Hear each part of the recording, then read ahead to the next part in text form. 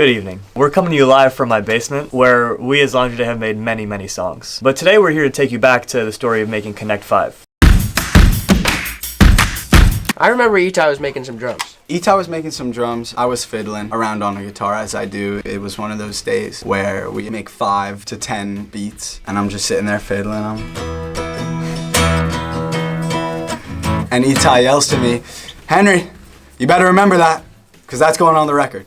And if I remember correctly, I was making some drums going like, and actually play them right here. You have this, which is basically just this live drum kit and these samples recorded on our Juno DS over top. And then Henry was playing those chords with them, and I was like, oh. So then he came up and he recorded it, and then we were left with something like this.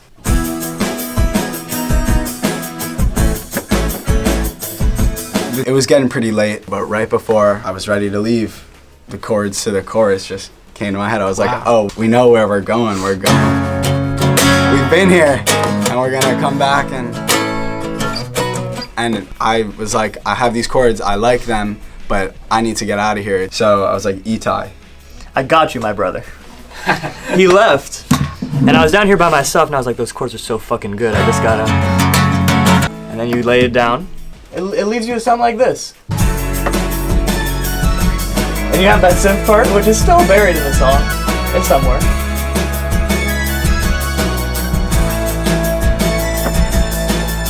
So yeah, that first night, that was really all we had. It was just really some drums, some guitars, drummed up by Henry Pearl, and that little synth line. classic bruv teamwork. So we had this demo, and I had it on my phone, and on the train ride home, I was just listening to the beat, and I was kind of feeling somber. I was feeling like, to be honest, as a group, we weren't really all on the same page about what we were trying to make, and so this verse kind of came out of me.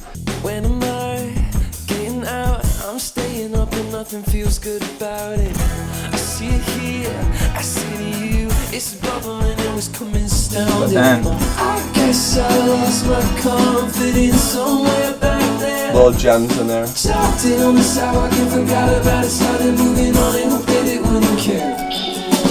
I wanna put my head out on your And shoulders. then this chorus that we always kind of had, which ended up being a big building brick. Yeah, that was the heart of the song from the get. We sent it to people and everyone was just talking about that chorus. And it was just sort of hard to know where to go. I think the way we combated that was by being like, we should try to do this together. So I remember we would come early to the studio and like sit here, I would sit on the floor. And we sort of broke it down. We liked this chorus, obviously. And then we took the pre-chorus and developed it just subtly, and then came to the verses and just wanted all the energy to lift up. We decided that it would be for the best to just give it the super happy sheen gloss over it, while underneath it all the lyrics are still pretty sad, I would say. Yeah, we were going through a lot together. We had been working for so long. This song was taking a lot out of us already. This whole album was taking a lot out of us. So we sort of ended up writing the song about how hard it is to make music. Literally, the first verse is about you on the train coming home from a day at the studio, kind of unsure of what is going on. You had a moment where you couldn't see it coming, where you couldn't even run for nobody. It's getting late, so many hours in a day. Trying to figure it out. I mean, that's basically it. And then we had this, which is the original, basically, but just thought it would be cooler to just keep the vocals going on stuff. Already that kind of feels like a pop song, and I think we had that state of mind now and could work on the song in that way, and I think that made it easier for everybody to jump in. So we finally had the basic structure. We had the verses, we had the pre-chorus, we had the chorus. It was starting to feel like we were figuring it out, and then we lost the project. She was gone. She was gone, and she was nowhere to be found, so we actually had to remake the whole thing from scratch. Right. But, you know, it's fine. It's fine. We remade it. We fleshed it out. They finished the vocals. The production started getting a lot deeper. Sure. More guitars. Sure. More synths, things like that. Is that pulled up right now? Yeah. This one we're looking at right now is called Connect 4 Demo 59, and it was not Demo 59, but we were feeling delirious, so we called it that. Felt like it. Yeah. Where are we right here? So, this is funny. Okay, we have this instrumental here from the original project. It's all in one track, but it was this instrumental that we actually really liked.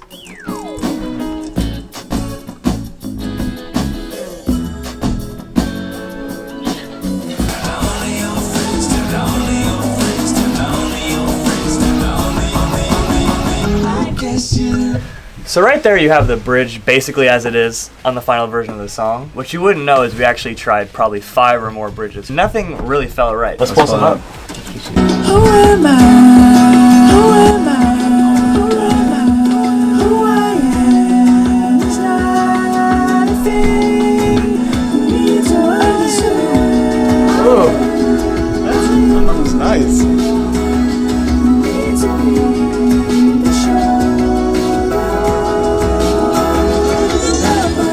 I guess you lost your. Why didn't we use that? I would say it derails the vibe of the song a little bit. Yeah. It's a bit too sad. What's great about this song is that the energy in the instrumental is so high, but the lyrics are so introspective, so keeping that high energy in the bridge we found to be pretty important. We felt like we had the song in a place that we really liked. We had that final version and it was like, let's just see if we can make it even better. And so we flew out to LA, Henson Studios, Brendan O'Brien. We knew that he had the potential to just take it up a notch. It was nice to have someone there, one who's so talented and has been around in the industry much longer than we have, give us wisdom, and two, like be a mediator, because we had so many ideas about this song. It would be hard to choose a lane to go down, and he could be like, all right, this is one way that we should try to do it. I know you can make this work.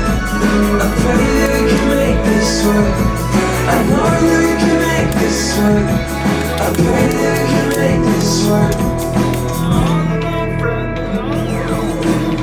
The song was there really before we went to Henson. Not much really changed about what the song was. It was just about being more intentional with every single part. And it just all started to sound a lot glossier and bigger and Brendan O'Brien-y. Yeah. I mean, we were re-recording guitars, we were re-recording vocals. And then there was this moment when me and Jude went into the live room and we just started hitting our bodies with our hands. I can do it tomorrow. That's good, that's good. That could be cool, because there's like some little... Alright.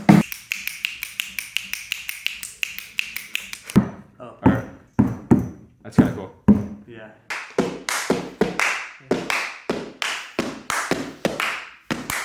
Then I went and brought it back into Logic, and we made the drums that you hear on the final version of the song.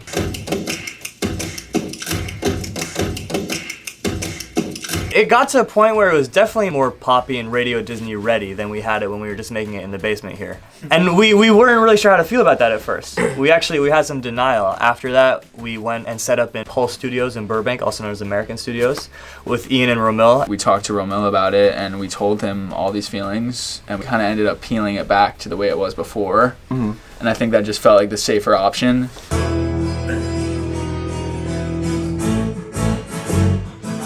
I like that.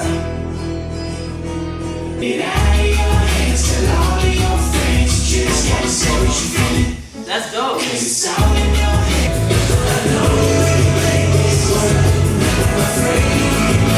We were kind of mixing both songs with Steve Veely. It was amazing. Sitting there literally with the last couple of days of having the album before turning it in, being like, which one do we do? And at the 11th hour, we decided, fuck it. Fuck it. Brendan's version. This was always what it was going to be at the beginning. We just took a long time to kind of figure that out. You're gonna have songs, you're gonna have stuff that you guys are gonna do. They're gonna be very out there and all, and you should be doing that. That's what part of what you're doing. But there are certain songs that you sort of identify and go, okay, this is one that we can maybe reach a lot more people with, and it's natural. This is what we do, and we just all it takes is a matter of just sort of moving shit around, and you know, I can help you with that.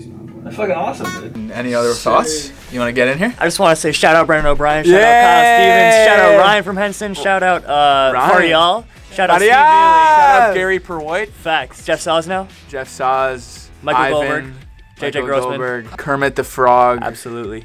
Jim Henson, Jim Henson. While we're at it. Miss Piggy, sorry. John Mayer. Shout out Cheese! Maya Rudolph.